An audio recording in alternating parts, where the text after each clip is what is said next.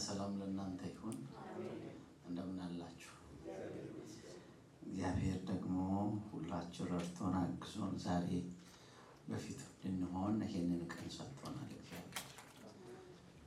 እግዚአብሔር ካረዳ በስተቀር ሰው በእግዚአብሔር ፊት ጸንቶ መቆም መኖር አይችልምና ጸጋው ነው።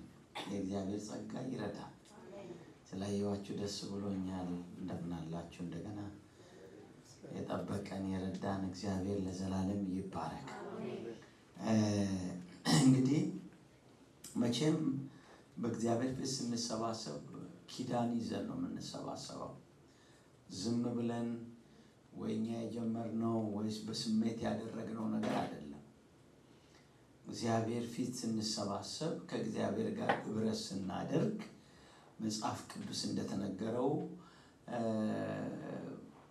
መዝሙር 133 ቁጥር 1-3 ላይ ወንድሞች በህብረት ቢቀመጡ ያማረ ነው፣ መልካም ነው፣ ያማረ ነው ይልና እነሆም ከአርሞኒየም እንደምንጠባጠብ ጠል እንደገና ደግሞ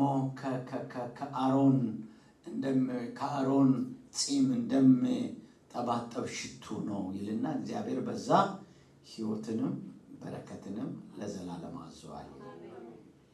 እና እኔ ይሄንን በጣም አምናለሁ። በጣም አንዳንዴ ተሰብስበን የሆነ የሚታይ ነገር ስሜት የሚያሞቅ ነገር ቢሆን ባይሆን እዚህ መካከል አንድ ነገር ተካፍለን እንሄዳለን። አንደኛ ህይወት። ክብር ለእግዚአብሔር ይሁን። ገዛ ህይወትን፣ ሁለተኛ በረከትን።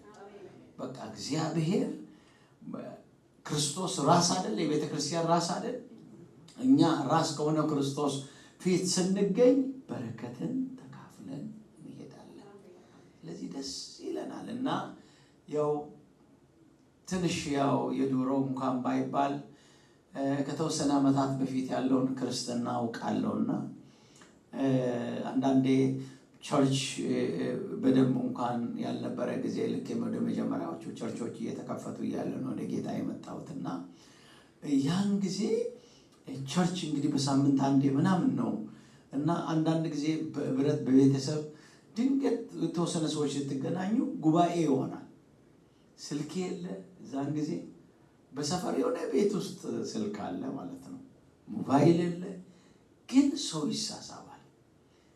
ዛን ጊዜ የነበረው ህይወት፣ የነበረው ፍቅር፣ የነበረው የእግዚአብሔር መንፈስ ስራ ያስገርማል። ስለዚህ እግዚአብሔር ቫልዩ ለሰጠው ነገር ቫልዩ ስንሰጥ በረከቶችን እናገኛለን። ጌታ ኢየሱስ ክርስቶስ ታላቁ ጸሎት የተባለው ጸሎት የጸለየው ስለ አንድነታችን አባቴ ሆይ እኔና አንተ አንድ እንሆን ዘንድ ጸልያለሁ ብሎ ነው ያለው። እና እግዚአብሔር አንድነትን ህብረትም ውስጥ የሚሰራውን በረከት ደግሞ እንካፈላለን። ክብር ለአምላካችን ለእግዚአብሔር ይሁን። ዛሬ አብረን የምንመለከተው ባለፈ ጊዜ ከአንድ መጽሐፍ ቅዱስ ክፍል በኦንላይን ላይ የነበራችሁ አንዱን ሁለት ትልልቅ መልእክት ነው ያለው። አንዱን አብረን አይተናል። ይሄንን ሁለተኛውን ክፍል ግን እንዳነሳ ውስጥ ስለሞላ መቼም ብትሰብኩ መጽሐፍ ቅዱስ ባህር ነው ተሰብኩ አያልቅም። ግን እግዚአብሔር ደግሞ ምን ሊለን እንደፈለገ እግዚአብሔርን እግዚአብሔር ሐሳብ ግን ማወቅ ስለሚጠቅም ያ ነው በልቤ ላይ ያለውና ትንቢተ ኤርምያስ 29 ላይ ያለው ቃል ከ10 ጀምሮ ያለውን ላንብብና እዚህ ላይ ቆመን አብረን እንመለከታለን። እንደዚህ ይላል እግዚአብሔር እንዲህ ይላል፣ 70 ዓመት በባቢሎን በተፈጸመ ጊዜ እጎበኛችኋለሁ፣ ወደዚህም ስፍራ መልሳችሁ ዘንድ መልካሚቱን ቃሌን ፈጽምላችኋለሁ። ቁጥር 11 ለእናንተም ማስዋዕትን ሐሳብን አውቃለሁ። ስለ እግዚአብሔር ሐሳብ ነበር ባለፈው የተነጋገርነው። ሁለተኛው እንደዚህ ነው የሚለው፣ ፍጻሜና ተስፋ ይሰጣችሁ ዘንድ የሰላም ሐሳብ እንጂ የክፉ ሐሳብ አይደለም። እናንተም ትጠሩኛላችሁ፣ ሄዳችሁም ወደ እኔ ትጸልያላችሁ፣ እኔም እሰማችኋለሁ። እናንተም ትሹኛላችሁ፣ በፍጹም ልባችሁ ካሻችሁ ታገኙኛላችሁ እያለ ይቀጥላል።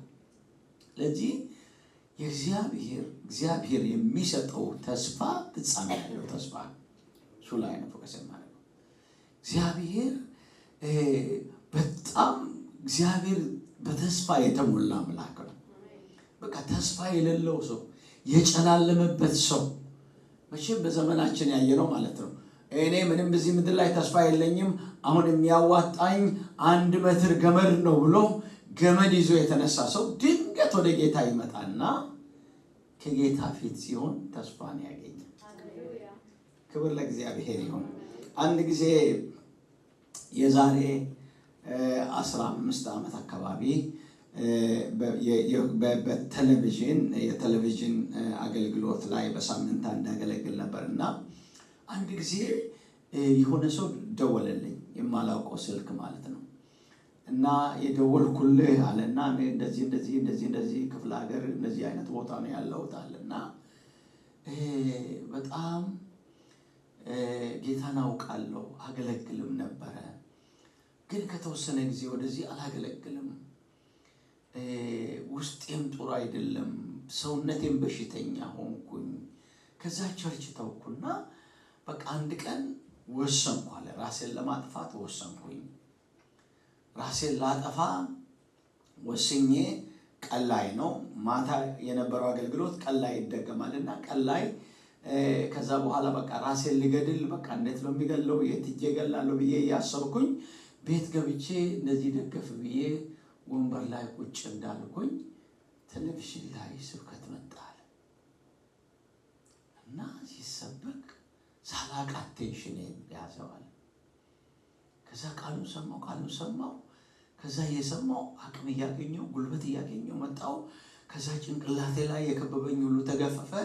ከዛ በኋላ በቃ ያንን ራሴን ገላለሁ ያልኩትን ሐሳብ ቀየርኩና ቸርች ሄዳለሁ ብዬ ቸርች ሄድኩኝ። ይሄው እስቲ ጽናቴን ልመልከት አቅምን ልመልከት ብዬ ነበር። አሁን ጤነኛ ነኝ። አሁን መንፈሴም አካልም ጤና ነው። ደስተኛ ሆኜ በእግዚአብሔር ፊት አለው አለኝ። አሜን። ተስፋ የሚሰጥ እግዚአብሔር ለዘላለም የተባረከ ይሁን። ስለዚህ ዝም ብለን አይደለም የመጣ ነው። ተስፋን ያገኘንበት፣ ህይወታችን የለመለመበት፣ አቅም ያገኘንበት፣ ጨለማችን የተገፈፈበት፣ ተስፋው ደግሞ ለምድራዊ ነገር ብቻ ሳይሆን ለሰማይ የእግዚአብሔር ተስፋ ቃሎች ወደ ህይወታችን ያገኘነው ወደ ህይወታችን የመጣ ያገኘነው ከጌታ ጋር ስለሆነ ለዘላለም እንከተለዋለን። ይህንን አምላክ ለዘላለም እናመልከዋለን። ምንም ነገር ባይሆን እግዚአብሔር ተስፋችን ነው። እግዚአብሔር ተስፋችን ነው። እሱ ውስጥ ነው ተስፋ ያገኘነው። መኖር እችላለሁ፣ ማገልገል እችላለሁ፣ የዘላለም ህይወት አለኝ፣ እኔ እግዚአብሔር ይረዳኛል፣ ያግዘኛል፣ አባት አለኝ፣ አምላክ አለኝ ብለን ተስፋችን የለመለመው በጌታ። ክብር ለአምላካችን ለእግዚአብሔር ይሁን። ስለዚህ እግዚአብሔር ሕዝብ ተስፋ ቃል ያለው ሕዝብ ነው። በጣም እግዚአብሔር በባህሪው ቅድም እንዳልኳችሁ ወደ እግዚአብሔር ቤት ስትመጡ የሆነ ችግር የሆነ መከራ ከብዷችሁ ስትመጡ የሆነ የሚያደርገው የሆነ ገንዘብ አይደለም የሚሰጣችሁ። ለምን እንደሆነ ባይገባኝ የሆነ አይደለም ገንዘብ። ምናልባት የገንዘብ ደስታ የሆነች ነገር ልትሆን ትችላለች። እግዚአብሔር ግን የመጀመሪያ ሰው ወደ ሰው ሲመጣ ለሰው ውስጥ የሚያፈሰው ውስጥን የሚነካ ነገር ገንዘብ ውስጥን አይገባም፣ ኪስ ውስጥ ነው የሚገባ። ውስጥ የሚገባውን ነገር ነው የሚሰጠው። ምን ይሰጣል? ተስፋ ይሰጣል። አሜን። ክብር ለእግዚአብሔር ይሁን።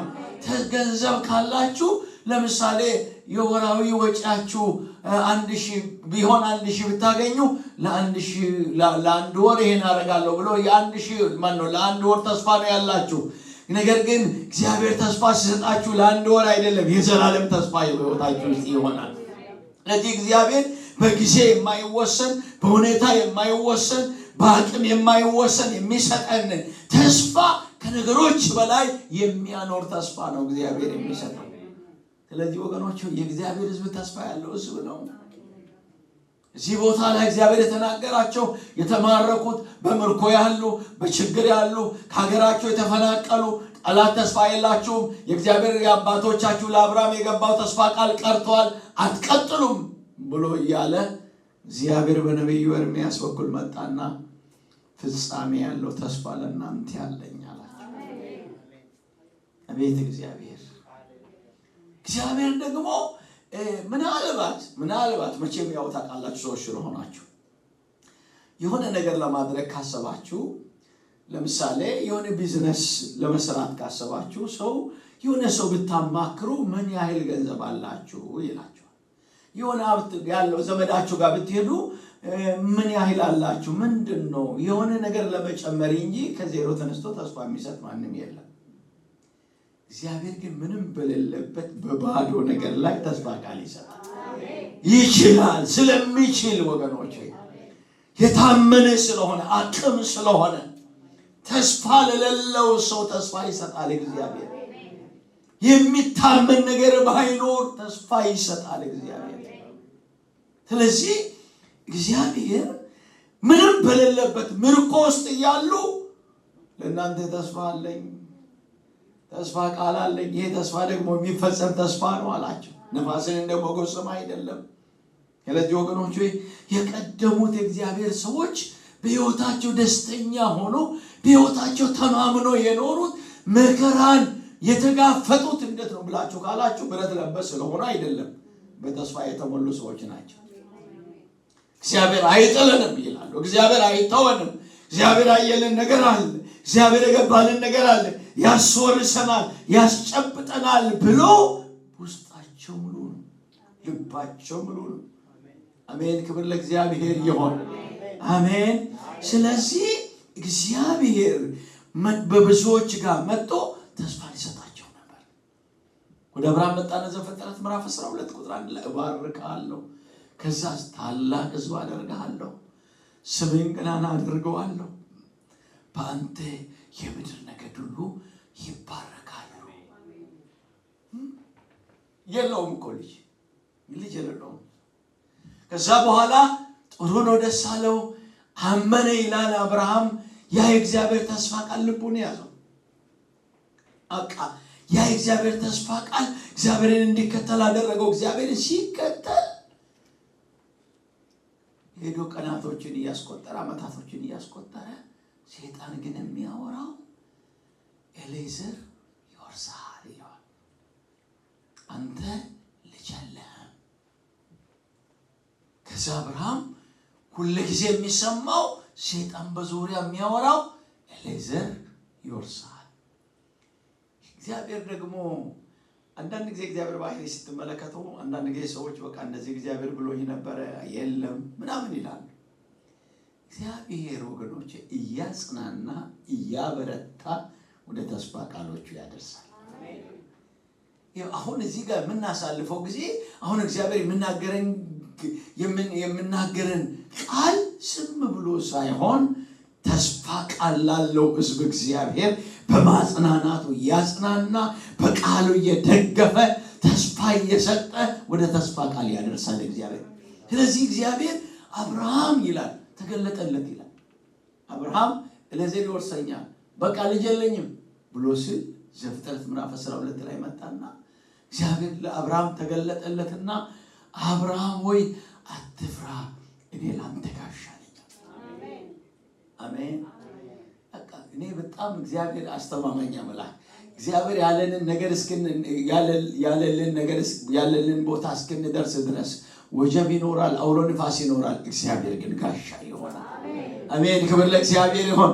እነሆ ተስፋ ቃልን ሳትጨብጥ እግዚአብሔር ያየልህን ሳታይ ሊያጠፋ ያለውን ነገር ከዛ የሚሸፍን እግዚአብሔር ጋሻ ይሆናል።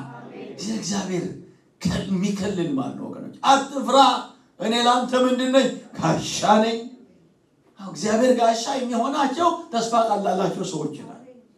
ስለዚህ ማንም እንደፈለገ ቀስት ወርውሮ አይገለንም። ወጀብ እንደፈለገ ሊያጠፋን አይችልም። ወጀብ አለ፣ ነፋስ አለ፣ ቀስት አለ፣ ጋሻ የሚሆን ግን እግዚአብሔር አለ። ስለዚህ ጋሻ እየሆነ እየደጋገፈ ነው እግዚአብሔር የሚያደርሰው። ጋሻ ነኝ ሲል እግዚአብሔር ደግሞ አብርሃም ደግሞ እንደዚህ ይላል እኔ እኮ ልጅ የለኝም ምን ትሰጠኛለህ? ኤሌዘር ይወርሰኛል ሲል እጁን ይዞ ወደ ሜዳ ወጣው ይላል። አያችሁ አንዳንዴ እግዚአብሔር ከነገሮች ከከበበን ተስፋ ካስቆረጠን አትኖርም አትወርስም አትሄድም ብሎ ከሚያስፈራራን ነገር ሊያወጣን ተስፋ ቃሉን ሊያሳየን ይፈልጋል እግዚአብሔር። አወጣና ወደ ሰማይ ከዋክብት ተመልከት፣ ወደ ምድር ማሻዋ ተመልከት። ይሄን መቆጣጠር ትችላለህ? ምን ማይቻል ነገር ነው። አይ ይሄ ኤሌዘር ይወርሰኛል አንድ ልጅ የለኝም የሚለው ዘሪን እንደዚህ አበዛዋለሁ ምን ይሳነዋል? ኤልሻዳይ አይደል? ከዛ በኋላ ምዕራፍ ያንን ያዘ አብርሃም ትንሽ የተበረታታ ይመስለኛል። አንድ ምዕራፍ ደግሞ አለፈ።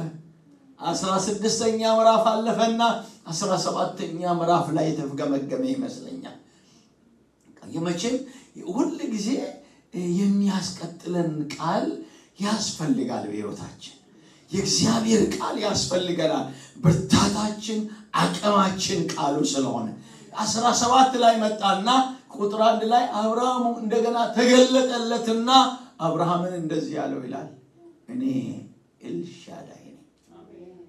ስለዚህ በፊት የተመላለስ ኤልሻዳይ ማለት ደግሞ ሁሉን የሚችል አምላክ። ምክንያቱም አሁን አብርሃም ራሱን ማንነት አላመነም። ራሱ ማንነት ላይ እምነት የለውም። ወልዳለሁ ብሎ ተስፋ ማድረግ አይችልም። እግዚአብሔር ግን እኔ ኤልሻዳይ ነኝ አለ። በቃ መመስረት ያለብህ አቅም ላይ ችሎታ ላይ ማንነት ላይ ሳይሆን በኔ ችሎታ ላይ መመስረት አለብህ። በኔ ማንነት ላይ መደገፍ አለብህና እግዚአብሔር ደግሞ በሌላ ማንነቱ መጣ። አቤት እግዚአብሔር! አንድ ወቅት ቴዎሎጂ ገብተን እግዚአብሔር እንማራለን። ዲግሪ መማር ይቻላል፣ ማስተርስ መማር ይቻላል። ግን እግዚአብሔርን አውቀን እንጨርሰው። እግዚአብሔርን አውቀን ሳንጨርስ ዘመናችን ያልቃል።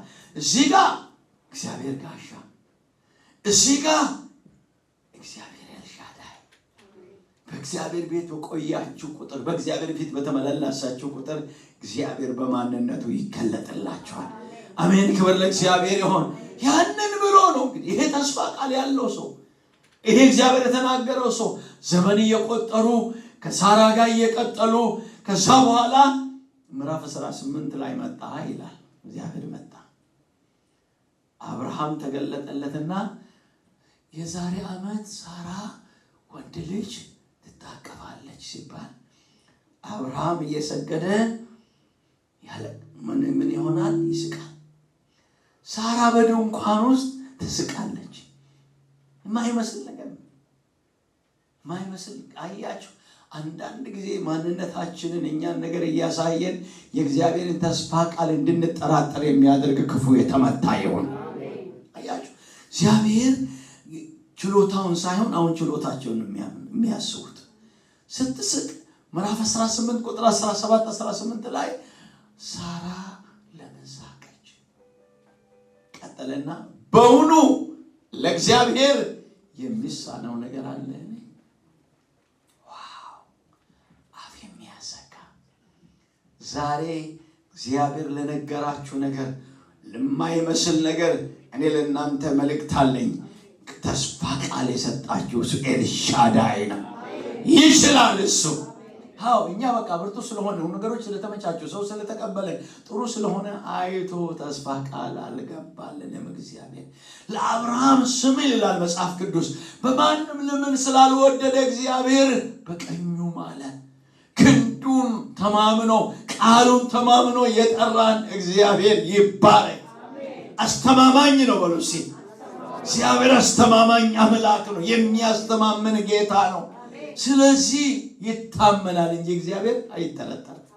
እግዚአብሔር ተስፋ ቃሎች ሕይወታችሁ እመኑት ወገኖች። እንኳን እኛ እንኳን ለምድራዊ ነገር ለሰማያዊ ነገር እናምነዋለን አይደል? እኛ አማኞች ነን። በሰማይ ቤት የሰው እጅ ያልሰራ እግዚአብሔር ያዘጋጀ ለምርጦቹ ያዘጋጀን ቤት አለን እኮ፣ ርስት አለን እኮ። እናምነዋለን። እግዚአብሔር የታመነ ነው። ደግሞ እምነት ከኛ ቢጀምር ኖሮ እኔ በጣም ሁሉ ጊዜ የሚገርሙኝ የቀደሙ ሰዎች አብርሃም አሁን እንዴት ከሱ በፊት ውጣ እኔ በቃ ባርካለሁ ተብሎ የወጣ ሰው የለም። መጽሐፍ ቅዱስ የለም። ከባድ አይደል? ከባድ አይደል? የመጀመሪያ እንደዛ መሆን። ነገር ግን አመነ፣ ጽድቅ ሆኖ ተቆጠረለት። አመነ። ይታመናል እግዚአብሔር፣ ይታመናል እግዚአብሔር ወገኖች። ስለዚህ አባቶቻችን አመኑት፣ እግዚአብሔር አመኑት። ስላመኑ ተስፋ ቃሎቻቸውን ወረሱ። ስለዚህ ነው እግዚአብሔር ቃል ዘፍጥረት ምዕራፍ 21 ላይ እግዚአብሔር ይላል ቁጥር 1 ላይ እንደተናገረው ሳራን አሰባት፣ እንደተናገረው አደረገላት። አሜን። አንድም ሳያስቀር የሚያደርግ እግዚአብሔር ለዘላለም ይባረክ። ስለዚህ ስትኖሩ ተስፋ ቃል እንዳላችሁ ኑሩ። ዕብራዊ ጻፊ እንደዚህና በእምነትና በትዕግስት የተስፋውን ቃል የሚወርሱትን ምሰሉ እንጂ ዳተኞች እንዳትሆኑ ይላል። አያችሁ፣ በእምነት ምን ምሰሉ? ተስፋ ቃል የሚወርሱ ሰዎች ምሰሉ። ዳተኞች እንዳትሆኑ፣ ዝንጎች እንዳትሆኑ፣ ርስት የሌላቸው ተስፋ ቃል የሌላቸው አትሆኑ። ውርስ እንዳለው ተስፋ ቃል እንደሚወርስ ሰው ኖሮ ነው የሚለው።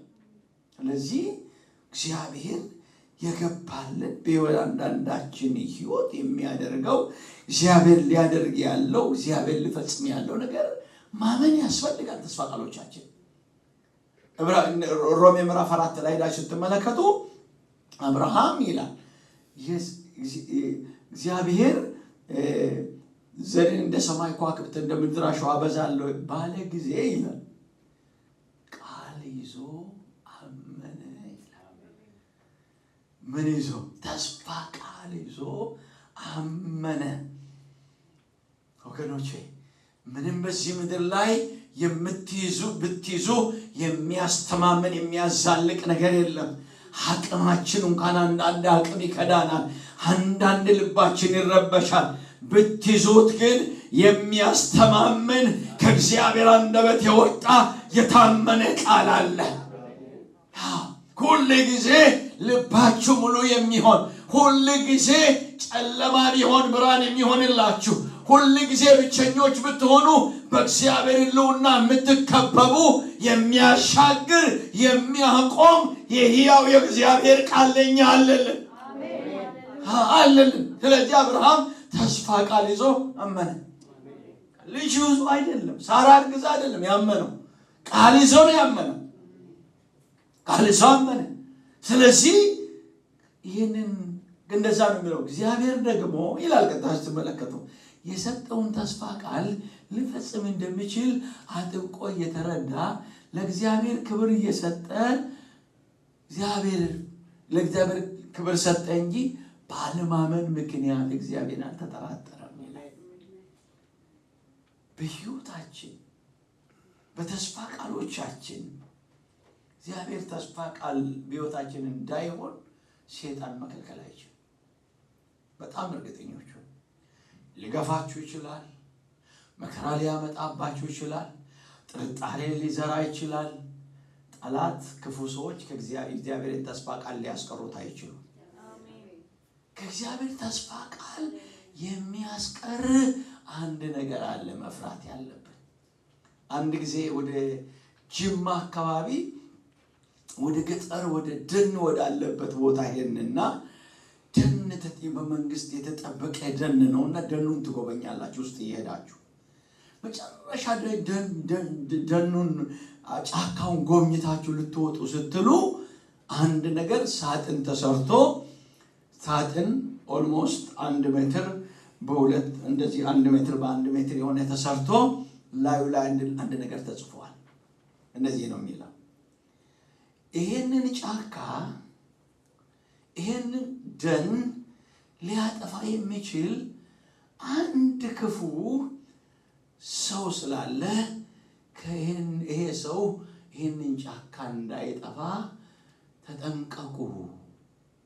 ሰውየውን ደግሞ እዚህ ውስጥ ማየት ትችላላችሁ ይላችኋል። ይሄ ጫካ ማጥፋት የሚችል ከዛ ተራ በተራ ትሰለፉና ሳጥኑ ደግሞ መዝጊያ አለው።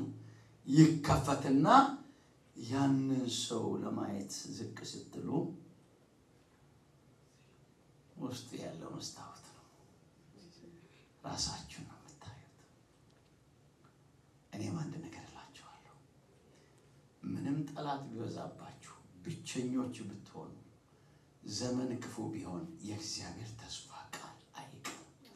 የእግዚአብሔርን ተስፋ ቃል ማስቀረት የሚችል አንድ ሰው ነው፣ እሱም ራሳችሁ።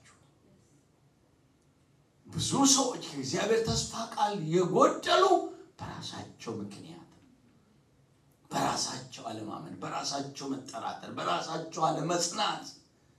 ስለዚህ ከዚህ ሰው ተጠበቁ። ይሄ ብቻ ነው። ስለዚህ ጠላት ስለመጣባችሁ አትፍሩ። በቃ ምድረ በዳ ስለረዘመ አትፍሩ። መፍራት ያለባችሁ አንድ ሰው አለ። ስለዚህ ማንነታችንን ከገዛን፣ እግዚአብሔርን ካመንን፣ እግዚአብሔር ተስፋ ቃል እንወርሳለን። አሜን። ክብር ለእግዚአብሔር ይሁን። ስለዚህ አብርሃም አልተጠራጠረም። ምንም ቢደክም ሳይጠራጠር ይላል ሙት ወደ ሆነ ወደ ሳራ ማኅፀን በእምነት ተመለከተ ይላል። ስለዚህ ከዚህ ሙት ከሆነ ማንነት እንደ ሰማይ ከዋክብት የሆነ ዘር ወጣ ይላል። አሜን በሉ እስቲ። እናምነዋለን። አሜን። እኔ ደስ የሚለኝ የቀደሙት እግዚአብሔር ሰዎች እንዳልኳቸው ምንም አይነት ነገር ባይኖር፣ አሁን ለምሳሌ መጥቶ ማርያምን ወንድ ልጅ ትወልጃለሽ፣ ስሙ አማኑኤል ይባላል፣ ኢየሱስ ይባላል ተብሎ ሲነገር ከባድ አይደል? እሷ መጠየቀችው ወንድ ስለማላቅ እንዴት ሊሆን ይችላል? ከሰው ፊት ሆኖ አያውቅም። ከዛ በኋላ እግዚአብሔር ቃል ደግሞ መረጃ ሰጣታ። እነሆ ዘመድሽ ኤልሳቤጥ፣ አሮጊቷ ኤልሳቤጥ ወንድ አልነበራት፣ መካን ነበረች። መካን ለተባለችው ግን አሁን ርኩስ የ6 ወር ርኩስ ናት አለና ለእግዚአብሔር የሚሳነው ነገር የለምና። አሜን በሉ እስቲ። ስለዚህ እግዚአብሔር ወገኖች ሆይ ዛሬ የተጻፈልን ቃል ነገሮች በተጻፉልን አባቶቻችን የመሰከሩልን ዘመን ላይ ነው ያለነው። ሌሎች ግን ሪፈር የሚያደርጉት ነገር ሳይኖራቸው አንዳንዴ እኛ ጉግልም እናደርጋለን ከመጽሐፍ ቅዱስ አልፎ። እዛን ጊዜ ጉግል የሚያደርጉ ነገር የለም። ጉግል የሚያደርጉት ግን ወደ እሱ ብቻ ነው የሚመለከቱት። ስለዚህ አመኑት ይህንን እግዚአብሔር፣ ለሕይወታቸው አልተጠራጠሩም። እና የሚገርመው ዕብራውያን ምዕራፍ 11 ላይ 32 ስትመለከቱ ስለ ሳምሶን፣ ስለ ጌዲዮን፣ ስለ ዮፍታሔ እንዳልተረክላችሁ ጊዜ ያጥርብኛል ብሎ ጳውሎስ እንደዚህ ይላል። እነርሱ በእምነት የእሳትን ኃይል አጠፉ፣ የአንበሳን አፍ ዘጉ፣ በጦርነት ኃያላኖች ሆኑ፣ ከሰይፍ ስለት አመለጡ፣ ሴቶቻቸው ሙታናቸውን በትንሣኤ ተቀበሉት፣ የተሰጣቸውን የተስፋ ቃል አገኙ ይልና ከሰይፍ ስለት አመለጡ ይልና ወደ ታች ደግሞ አንዳንዶቹ ይላል አምነው ሞቱ ይላል። አመኑ፣ አልተጠራጠሩትም። እግዚአብሔርን ባያዩት እንኳን አምኖ ነው የሞቱት። አመኑ። ይታመናል እግዚአብሔር። ቀኝ እጆቻችሁን አንሱና አምናለሁ በሉ እስቲ። አልጠራጠርም፣ ታማኝ ነህ፣ አምናለሁ። ለዘመን አምናለሁ፣ ለሕይወት አምናለሁ፣ ለመንፈሳዊ ነገር አምናለሁ በሉ እስቲ። ይታመናል እግዚአብሔር። ጥርጣሬ ከላያችን ላይ የተመታ ይሆን። ስለዚህ አመኑት፣ ይህንን አምላክ አመኑት። እንደ እምነት እግዚአብሔርን የሚያስደስት ነገር የለም ወገኖች። እግዚአብሔር የሚደሰተው በእምነት ነው። ስለዚህ ነው ዕብራውያን ምዕራፍ 11 ቁጥር 6 ላይ ያለ እምነት እግዚአብሔርን ደስ ማሰኘት አይቻልም። ከዛ በኋላ የእምነት አባቶችን ይተርክላቸዋል። አብርሃምን ይተርካል። እነሆ ምን አደረገ? መርከብ አዘጋጀ፣ ራሱንና ሌሎችን አዳነ። አቤል በእምነት ለእግዚአብሔር መስዋዕት አቀረበ። ይተርክ የእምነት አባቶችን ይተርክና ምዕራፍ 12 ላይ ቁጥር 1 ላይ እንግዲህ እነዚህን የሚያክሉ ምስክሮች እንደ ደመና በዙሪያችን ስላሉልን እኛም ደግሞ የእምነታችንን ጀማሪና ፈጻሚ ኢየሱስን ተመልክተን በፊታችን ያለው ሩጫ በእምነትና በትዕግስት እንሩጥ። አሜን። ምስክሮች አሉ። ለሰይጣን መልስ አለን ወገኖች፣ ቃል አለን። አንድ ጊዜ እኔ ጌታን ተቀብዬ ገና አዲስ ነኝ እና በጣም በቃ ህይወቴ ደግሞ ግራ ገብቶኝ መሄጃ ጠፍቶ ጠዋት ተነስቼ ሲሄድ ከዛ በፊት ያለውን ታሪክ ረጅም ስለሆነ ማንሳት አያስፈልግም። ልነግራችሁ ፈለኩት ልንገራችሁና መንገድ ላይ እሄዳለሁ። ከተማ አሶሳ የሚባል ሀገር ላይ ዘመዶች ጋር ሄጄ ሰይጣን መጥቶ ያወራኛል። ከዚህ በኋላ ምንም ማድረግ አትችልም፣ አንተ ምን ልትደርስ ነው? ወደ ቀድሞ ጓደኞች ብትመለስ ይሻላል። ቃሪ ጓደኞች ይነግረኛል፣ ሰይጣን ይነግረኛል። ተስፋዬን አይነግረኝም እኮ በቃ አይዛብ የሆኑትን ጓደኞች ይነግረኛልና አይምሮዬን ተቆጣጠረ። በቃ እኔ ጆሮስ ምን አደርጋለሁ? ምን ሌላ ነገር ወንጌል አላቅ፣ ተስፋ አላቅ፣ ነገን አላቅ፣ መንፈስ ቅዱስን አላቅ። ገና ጌታን ተቀብዬ ከዛ የሄድኩት ድንገት ድምፅ ሰማሁ።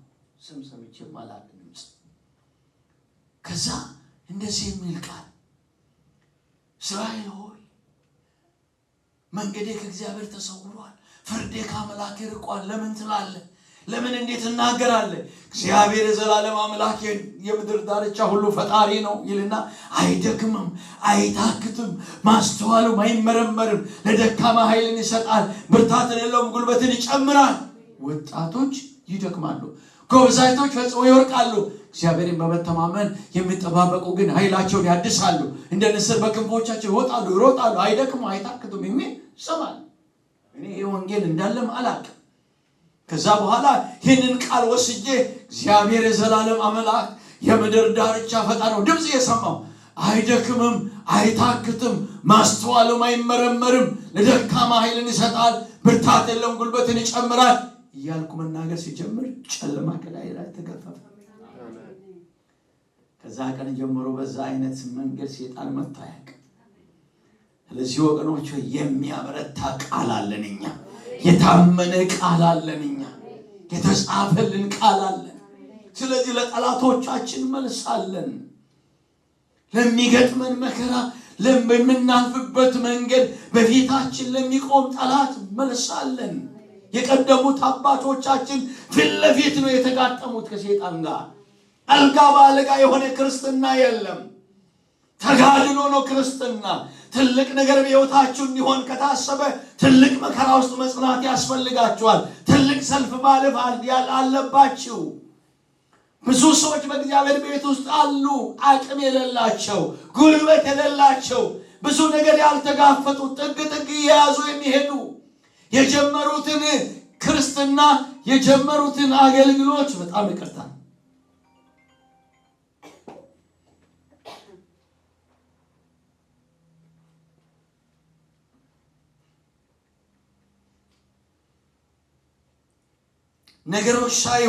ነገሮች ሳይሳካ ሲቀር አቅጣጫ እየቀየሩ የኖሩ ሰዎች፣ እያመቻመቹ የኖሩ ሰዎች አሉ። ግን ክብር አያዩ። ክብር የሚያዩ ሰዎች የቆረጡ ሰዎች፣ ቢኖር ለጌታ ቢሞት ለጌታ አምነዋለሁ ያሉ ሰዎች ክብር ያያሉ። አሜን። ይታመናል እግዚአብሔር። አሜን። ይታመናል። ታማኝ ነው እግዚአብሔር። እና ብዙ ሰዎች ተፈትነዋል። ዕንባቆም ስትመለከቱ ዕንባቆም ምዕራፍ 3 ላይ ቁጥር 17 ላይ እንደዚህ ይላል፣ እኔ መከራን ቀን ዝም ብዬ እጠብቃለሁ ይላል። በለስ ባታፈራ፣ በወይን አረግ ፍሬ ባይገኝ፣ ከብቶችን በጋጥ ውስጥ ባይኖሩ፣ ላሞችን ባይኖሩ፣ እኔ ግን በእግዚአብሔር ደስ ይለኛል። አይገርማችሁ? በመድኃኒቴ አምላክ ሐሴት አደርጋለሁ። በቃ እነዚህ ነገሮች እኮ ላምም ከብትም ወይንም ምናምን የሚባለው ለከፍታ ነው፣ ለክብር እኮ ነው። መልስ ሲሰጠው እንግዲህ ሲያስፈራራው እኔ በእግዚአብሔር ደስ ይለኛል፣ በመድኃኒቴ አምላክ ሐሴት አደርጋለሁ። ጌታ እግዚአብሔር ኃይሌ ነው፣ እግሮችን እንደ በውር እግሮች ያበረታል፣ በኮረብቶችም ላይ ያስከደኛል። አሜን። በኮረብቶች ላይ በከፍታዎች ላይ ያስከዳል እግዚአብሔር። ስለዚህ ቃል አለን፣ የጠላትን አቅም የምንመታበት፣ የጠላትን ሐሳብ የምናፈርስበት የተጻፈልን ቃል አለ። ስለዚህ እኛ የእግዚአብሔርን ወገኖች ተስፋ ቃሎች ለማግኘት ሁሉ ጊዜ በቃል የተሞሉ ሰዎች መሆን ያስፈልገናል። መልስ ያላቸው ሰዎች፣ ለጠላት መልስ የሚሰጡ በቃ እንደዚህ ነው ኖ እንዲህ ተብሏል። ጌታ ኢየሱስ ክርስቶስ እኮ ሰይጣን መጥቶ ሲፈትነው በራበው ጊዜ በተቸገረ ጊዜ እነሆ 40 ቀን በቆየ ጊዜ መጣና በቃ ይሄንን ድንጋይ እግዚአብሔር ልጅ ከሆንክ ዳቦ አድርገህ ብላ ሲባል ሰው በእንጀራ ብቻ አይኖርም ከእግዚአብሔር አፍ የሚወጣ ቃል እንጂ። ከዛ በኋላ መልክ ቀየረና እንደገና እንደዚህ አለ፣ ወደ ከፍታ ወጣሁና መላእክት ስላንተ ያዛቸዋል ተብሎ ተጽፏልና እስቲ ከዚህ ከፍታ ላይ ራስን ወርውር ሲባል አምላክነት ተፈታተን ተብሎ ተጽፏል። ከዛ አለና እንደገና ወደ ላይ አወጥቶ ከፍታ ላይ አወጣና የምድርን ክብር ሁሉ አሳየ። ወርቅ ብትሰግድልኝ ይሄንን ሁሉ እሰጥሃለሁ ሲል ለአምላክ ብቻ ስገድ ተብሎ ተጽፏል። ሰይጣንም ትቶት ሄደ ይላል። አሜን በሉ እስቲ። እንሸኘው፣ በመጣበት ይመለሳል። እግዚአብሔር ቃል እንደዚህ ይላል፣ በአንድ መንገድ ይመጣብሃል፣ በሰባት መንገድ ከፊት ይሸሻል ተብሎ ተጽፏል። ስለዚህ እኛ አሳዳዮችንን አንሰደድም። የእግዚአብሔር ወዳለልን ለመድረስ የእግዚአብሔርን ቃል እየተናገርን እንኖራለን። ስለዚህ ወገኖች ሆይ ቃሎች፣ እግዚአብሔር የተናገራችሁትን ቃሎች ተናገሩ። ቃሎችን አሁን እግዚአብሔር የተናገረው ቃል እግዚአብሔር ኢያሱ መጣና ኢያሱ ምዕራፍ 1 ቁጥር 3 ላይ እነሆ ባሪያ ሙሴ ሞቷል ካለ በኋላ ለአባቶቻችሁ ወደ ማልኩላችሁ ምድር ይሄንን ሕዝብ ታስገባለህ ታስወርሳለህ አለ። ከዛ በሕይወት ዕድሜ ከሙሴ ጋር እንደሆን ካንተ ጋር ይሆናል፣ በሕይወት ዕድሜ ሁሉ ማንም አይቋቋምህም አለ። ከዛ በኋላ ባሪያ ሙሴ የነገረህን ትእዛዜን ቃልን ጠብቅ፣ ከሱ ወደ ግራ ወደ ቀኝም አትበል፣ ትፈጽመው ዘንድ በቀንና በሌሊት አስበው፣ ያን ጊዜ ይሳካልሃል። አሜን በሉ እስቲ። አሜን። አንዳንድ ጊዜ ሰዎች መሸባ እንደሚባል ነገር አለ አይደለ? በድሮ አባባል ሞኝን አንድ ጊዜ ብቻ ስደበው እሱ ቀኑን ሙሉ ራሱን እየሰደበ ይውላል ይባላል። አንድ ጊዜ ከሰደብከው ራሱን ሰድቦ ይውላል። ስለዚህ እኛ ደግሞ ወደ ክርስትና እናምጣና ምን አይነት ክርስትና? አንድ ጊዜ ሰይጣን የሆነ ነገር ካለ እሱን እያሰላሰለ ይውላል። በቃ ትሞን እንደዚህ ትሆናለህ፣ አታልፍም እኮ አትሻገርም እኮ ሰው አይቀበልም እኮ ትተዋል እኮ ብቸኛ ነህ። አንድ ይናገርና ያንን እያሰላሰለ ይውላል። አሰላስሉ የተባለው የእግዚአብሔርን ቃል እንጂ የጠላት የሰውን ቃል አይደለም። አሜን በሉ እስቲ። እግዚአብሔር ያለው ቃል የጠላትን ቃል ያፈርሳል። ዛሬ በሕይወታችሁ ላይ የተነገረው የትኛውም ንግርት በአምላኬ ቃል አፈርሳለሁ ከላያችሁ ላይ የፈረሰ ይሆን። እናንተ የተነገረላችሁ ቃል አላችሁ፣ የተባለላችሁ ቃል አላችሁ። ስለዚህ ቃሉን አሰላስሉ። የእግዚአብሔርን ተስፋ ቃል የምንወርሰው የእግዚአብሔርን ቃል በማሰላሰል ነው። አንዳንድ ጊዜ ይሆናል ብሎ በማለዳ ላይ ሆን ይችላል፣ ቀናት ያስቆጥራል። እግዚአብሔር ያለው ነገር በፊታችን አለ። ነገር ግን ቃሉን እያሰላሰልን አምላኬ ብሎኛል፣ ተናግሮኛል። አሜን በሉ እስቲ። ጳውሎስ በመርከብ እየተናወጠ ሐዋርያት ሥራ ምዕራፍ 27 ላይ እየተቸገረ እያለ መልአክ መጣና ጳውሎስ ሆይ ያለው አይዞህ ይላል እግዚአብሔር። እቺ መርከብ ብትሰበር ምንም ነገር አትሆንም፣ አንተ ጋር ያሉትንም ሰዎች አሳልፎ ሰጥቷል፣ ገና በቄሳር ፊት ትቆማለህ አለና ነገረውና ጳውሎስ ብድግ ብሎ ለሌሎች ሰዎች መርከብ እየተሰበረ እኮ ነው፣ ተሰባብሯል እኮ ዕቃቸው ሁሉ ጥሏል። እናንተ ሰዎች ሆይ አይዟችሁ፣ የእርሱ የሆንኩና የማመልከው አምላክ ማታ መልአኩን ልኮ እንደዚህ ብሎኛል። አቤት አቤት አቤት! በጣም በዚህ ምድር ላይ የድል ህይወት የሚኖሩ ሰዎች እግዚአብሔር ብሎኛል የሚሉ ሰዎች፣ በቃ ሰዎች ብለዋል ምናምን ብለዋል የሚሉ ሰዎች ተሸናፊዎች ናቸው። እግዚአብሔር ብሎኛል። መርከብ እየተሰባበረ ቆመ። አሜን በሉ እስኪ። ነው እግዚአብሔር እንደዚህ የሱ የሆንኩት የማመልከው እግዚአብሔር መልአኩን ልኮ እንደዚህ ብሎኛል። ይቺ መርከብ እንኳን ብትሰበር ትሻገራላችሁ ብሎኛል። አንድ ሰው አይጠፋም ብሎኛል። ገና በቄሳር ፊት ትቆማለህ ብሎኛል አለና እንደተናገረኝ እንዲሁ እንደሚሆን እግዚአብሔርን አምነዋል። አሜን። ዛሬ በዚህ ቃል ልባርካችሁ። እግዚአብሔር እንደተናገረ ይሆናል የምትሉ ሰዎች ያደርጋችሁ እግዚአብሔር። በቃ መርከብ ብትሰበር የእግዚአብሔር ሰዎች ልባቸው የሚሞቀው በእግዚአብሔር ቃል በቃ ብድግ የሚሉት ቃል ሲመጣ ነው። እግዚአብሔር ቃሉን ይላክላችሁ። ግራ በገባችሁ ጊዜ፣ አቅም ባጣችሁ ጊዜ እግዚአብሔር ቃል ይላክላችሁ። የሚያስነሳችሁ የሚያቆማችሁ ቃል ቆመና አይዟችሁ በቃ እሱም እኮ በቃ ምንም ነበር እኮ እኔ በዚህ መንገድ አትዱ ብያቸው ነበር ምናምን ብሎ ነበር። አሁን ግን ብድግ አለና አምላኬ ብሎኛል። አሜን በሉ እስቲ። የሚያኮራ የሚያስተማምን አቅምን የሚያበረታ ቁርጭምጭሚትን የሚያጸና የእግዚአብሔር ቃል ይምጣላችሁ በኢየሱስ ስም። አይዟችኋልና እንደተናገረኝ እንዲሁ እንደሚሆን እግዚአብሔርን አምነዋለሁ።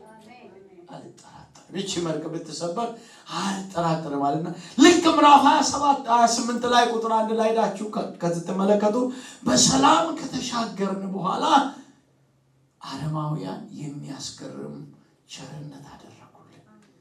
የሚያስገርም ቸርነት በፊታችሁ አለ። እመኑ።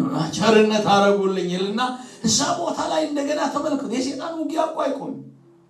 ሰይጣን ውጊያ ስለተቀያየረ እግዚአብሔር ትቶናል አይወደንም ማለት አይደለም። በቃ ይሄ ጠላቶች ይዋጉናል ግን አያሸንፉንም። ይሄ እግዚአብሔር ቃል ይዋጉሃል አድን ዘንድ ከአንተ ጋር ስለሆንኩ አያሸንፉም ተብሎ ተጽፏል። ልክ ምዕራፍ 27 ላይ ሰው ሁሉ ቁጭ ብሎ ደግሞ እሳት ቅዝቃዜ ነበር። እሳት እየሞቁ እያሉ ጭራሮ እየሰበረ እፉኝት መታ እጆቹን ነከሰችው ይላል። ከዛ ሰዎች ጉድ ሰው ከውሃ ወጣ ስንል ደግሞ በቃ ይሄ ደግሞ ሞተ እኮ ሰውነቱ ገና እፉኝ ደግሞ ሰውን ስነክስ ሰውነት ያብጣል። ሰው አባብጦ ነው የሚሞተውና ሲመለከቱ ይሞታሉ ሲባሉ ይሞቱ እሳት ላይ አራገፈና ምንም አልቆጠራት። ከዛ ሲመለከቱ አልሞተም። ኪዳን ያለው ሰው ተስፋ ቃል ያለው ሰው አይያማስ። አሜን። ክብር ለእግዚአብሔር ይሁን። እግዚአብሔር ያለንን እስክናይ ድረስ አንሞትም። እግዚአብሔር ያለውን ቦታ እስክንደርስ ድረስ አንሞትም። አዩና አልሞቱም። ካልሞተም ከዛ በኋላ መልአክ በእኛ መካከል አለ። ብዙ ጊዜ የሚያስቸግረን እኮ የሰው ቃል አይደለም። የሰው ቃል ግን ደቂቃ ይቀያየራል። ግድ የላችሁ። እኔ ግን አንድ በረከት ልባርካችሁ። የሰውን ቃል ጸንታችሁ ቆማችሁ ማዳኑን የእግዚአብሔርን ታምራት አይታችሁ ቃል የምትቀይሩ ያደርጋችሁ። የሰው ቃል ይቀየራል። ግድ የላችሁ። የማይቀየር አንድ ቃል ብቻ ነው። ከሰማይ ያለው ቃል አይቀየርም። የሰው ቃል ግን ይቀየራል። ተቀየረና መላእክት በእኛ መካከል አለ። ስለዚህ አመኑ አባቶቻችን እግዚአብሔርን ቃል አመኑ። ቃሉን እመኑ። ቃሉ እግዚአብሔር የተናገራችሁትን ቃል ሊሆን እንደሚችል እመኑ። ተናገሩ። በሕይወታችሁ ላይ በቤታችሁ ላይ ተናገሩ። እኔ ብዙ ጊዜ ይላሉ የተወሰነ ጊዜ አሜሪካ የመጣው ጊዜ አንዳንድ ቦታ ስንሄድ እንደዚህ ነው የሚላል። ተለያየ ጊዜ ወላጆችን አይቻለሁ፣ ጸልዬላቸዋለሁ። ልጆቻቸው እንደዚህ ይላሉ። እዚህ ሀገር ልጆች 18 ዓመት ከሞሉ እንደዚህ ይሆናሉ ብሎ ያወራሉ። ትምህርት ቤት እያሉ እንደዚህ ያስተምራሉ። ታውቃላችሁ ግብረ ሰዶሙ ምናምን የጦዘበት ገንዳመት ምናምን በፊት እያሉ እኔ አንድ ነገር ነው የምላቸው። ትምህርት ቤት አይደለም የሰው ቃል አይደለም የሚነገርባቸው። እናንተ ግን እኮ የጠላትን ቃል የሰውን ቃል የሚያፈርስ እኮ ቃል አላችሁ። አሜን በሉ እስቲ። በልጆቻችሁ ላይ እግዚአብሔርን ቃል አውጁ። በቤታችሁ ላይ እግዚአብሔርን ቃል አውጁ። በነገያችሁ ላይ እግዚአብሔርን ቃል አውጁ። የእግዚአብሔር ቃል በእኛ ላይ ይሆናል። የጠላት ቃል አይሆንም። ስለዚህ ቃል እንዳለው ሰው ነው መኖር ያለባችሁ። በቃ ያንን ነው ይኖሩት። ቃል ሲመጣላችሁ ልትፈተኑ ትችላላችሁ። መከራ ሊገጥማችሁ ይችላል። አዎ፣ ግን ነገ እኛ ህይወት ላይ የሚሆነው እግዚአብሔር ያለው ነው። ብዙ እኮ እግዚአብሔር የተናገራላቸው ሰዎች እኮ እንዳይሆን ጠላት እግዚአብሔር ያለው እንዳይሆን እኮ ሰዎችም ተደራጅቶ ሰይጣንም ተደራጅቶ እኮ ጦርነት ከፍቶባቸዋል። ዮሴፍ ህልሙ እንዳይሆን እስቲ ህልም ሲሆን እናያለን ባለመኛው መጣ ብሎ ጉድጓድ ውስጥ ይከቱት ነበር። ከዛ ወስዶ ሸጡት ይላል። ሰይጣንማ በቃ ተሸጠ። ወንድሞቹም ዮሴፍ ተሸጠ ህልሙ አይሆንም ብሎ እየኖሩ ዮሴፍ ፖቲፋራ ቤት ሲሄድ እግዚአብሔር ግን ከዮሴፍ ጋር ነበረ። በጣም እርግጠኛ ሆኜ እነግራችኋለሁ የቃሉ ባለቤት እግዚአብሔር ከእናንተ ጋር ይሆናል። የሰማችሁት ቃል፣ ያመናችሁት ቃል፣ ያያችሁት ሕልም ከእናንተ ጋር ይሆናል። በህይወቴ አይቻለሁ፣ ብዙ ነገሮችን በህይወቴ አይቻለሁ። በጣም በሺህ የሚቆጠር ህዝብ ደህንነት አስተምሬያለሁ። እንኳን ቸርች ብቻዬን ሆኜ ኖሬ ያውቃል። በዚህ ሁሉ ውስጥ ግን ያልተወኝ እየደገፈ እየደጋገፈ ለዛሬ ያበቃኝ እግዚአብሔር ለዘላለም የተባረከ ይሁን። ግድ የላችሁ ያቺ ሹክ ያላችሁ እግዚአብሔር ያቺ ያያችሁትን ሕልም የምትመስለዋ ሕልም እሷን የተናገራችሁ እግዚአብሔር ከእናንተ ጋር አለ። ከዮሴፍ ጋር ነበርና የፖቲፋራ ቤት ተባረከ ይላል። እዛ ደግሞ ሰይጣን መልክ ቀይሮ መጣ። ዮሴፍ እምቢ አለ። እዛ በኋላ እስር ቤት ገባ። እግዚአብሔርም በእስር ቤት ከዮሴፍ ጋር ነበረ። በእስር ጠባቂው ፊት ሞገስ ሰጠው ይልና ዮሴፍ የሚገርመው ሕልም ቤት ውስጥ ቁጭ ባለው እስር ቤት ውስጥ ቁጭ ብሎ ሕልም ይፈታል። እንዴት እግዚአብሔር ሰዎች አስገራሚዎች አይደል? እንደ እግዚአብሔር ሰዎች እኮ የሚያስገርም የለም። እሱ እስር ቤት ሆኖ የብዙ ሰዎችን እንቆቅልሽ ይፈታል። አንድ ጊዜ እንደዚህ ሆነና የዛሬ 16-17 ዓመት አካባቢ እና ቴዎሎጂ ማር ነበር እና ማታ ቴዎሎጂ ማራለው እና አንድ ወንድም ደወለልኝ። ማታ ክላስ ሲገባ ከክላስ ስትወጣ እባክህን እኔን አሞኛልና መጥቼ ወስድሃለሁ በመኪና እኔ ቤት ሄደህ ትጸልይልኛለህ አለ። አይ እኔም ራስ ጨጓራዬን እያመመኝ ነበር። እኔን ጨጓራዬን እያመመኝ ነው ምችል አይመስለኝም፣ ግን ክላስ ገብቼ ሲወጣ እደውልልሃለሁ አልኩት። ከዛ በኋላ ክላስ ገብቼ ልክ ጨርሼ ሲወጣ በመኪና እየጠበቀኝ ነው። ና እንሂድ ሲለኝ እኔ እኮ ጨጓራዬን እያመመኝ ነው ሲለኝ እንደዚህ አለ፣ ግድ የለህም የእኛ ነገር ቁስል በቁስል ነው የሚፈወሰው አለ። አልገባኝም ነበር በስከ ጊዜ ቁስል በምንድን ነው የሚፈወሰው? በቁስል። ከዛ እየጸለይኩለት እሱ ተፈወሰ። በኋላ ሲገባኝ እንደዚህ ይላል ኢሳይያስም ጴጥሮስም እሱ ደቀቀ ቆሰለ ይልና ስለ ኢየሱስ በሱ ቁስል እኛ ተፈወስን። ግድ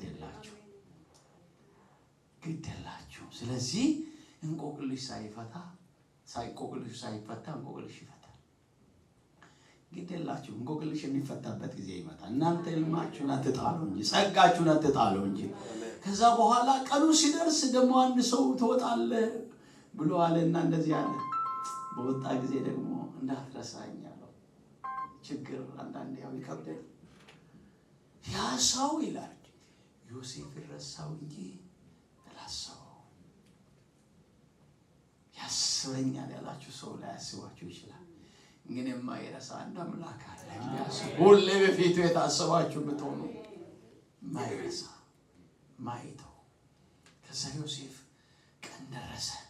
ሕልም መጣ በአገር ላይ እግዚአብሔር አወጣው። ከዛ ታውቃላችሁ በግብፅ ምድር ላይ ሰይጣን ለጥቂት ወንድሞቹ 30 ናቸው 30ውን ወደ ግብፅ ምድር ወረዱ ነው የሚለው።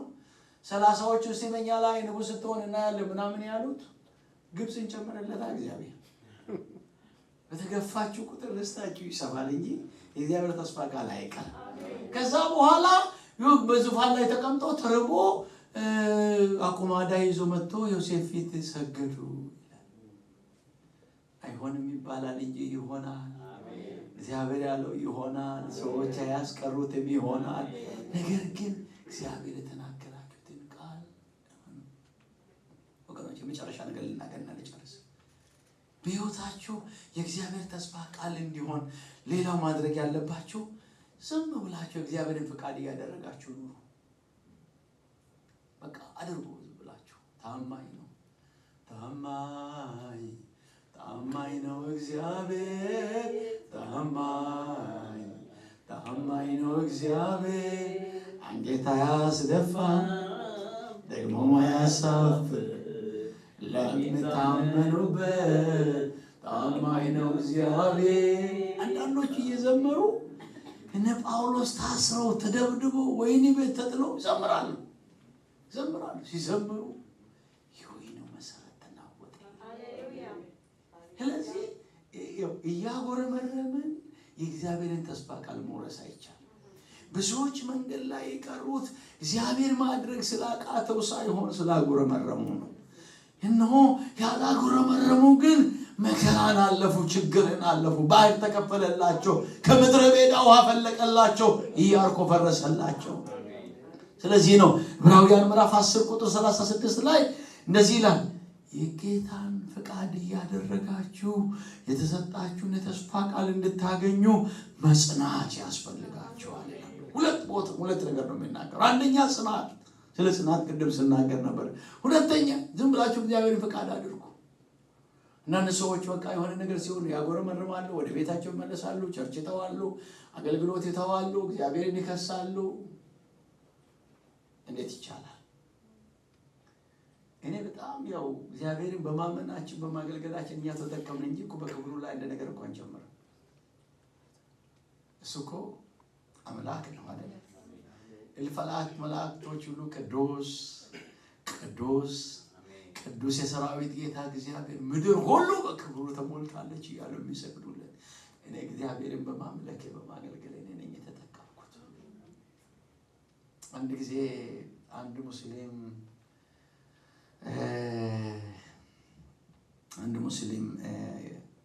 ስልክ እኔ ጋር ደወለና ከሶማሌ ከሐረር ደወለና ስልክ ደወለልኝ ማለት ነው። በዋትስአፕ ሲደውል የሰው ፎቶ የሚቀመጥበት ላይ ኢሜጅ የሚቀመጥበት ጋር ጽሁፉ እዛ ላይ ምን ይላል መሰላችሁ?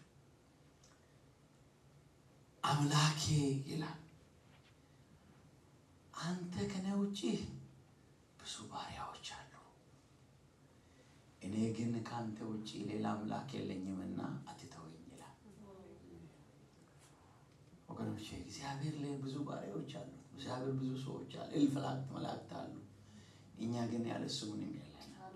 ስለዚህ የእግዚአብሔርን ፈቃድ እያደረጋችሁ የተሰጣችሁን ተስፋ ቃል እንድታገኙ መጽናት ያስፈልጋችኋል።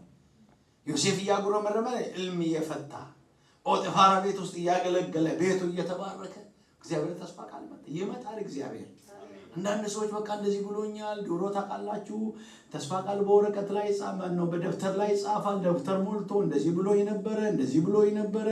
አንዳንዶቹ እግዚአብሔርን ይከሳሉ፣ አንዳንዶቹ አገልጋይን ይከሳሉ። ሁሉ ጊዜ ግን እንደዚህ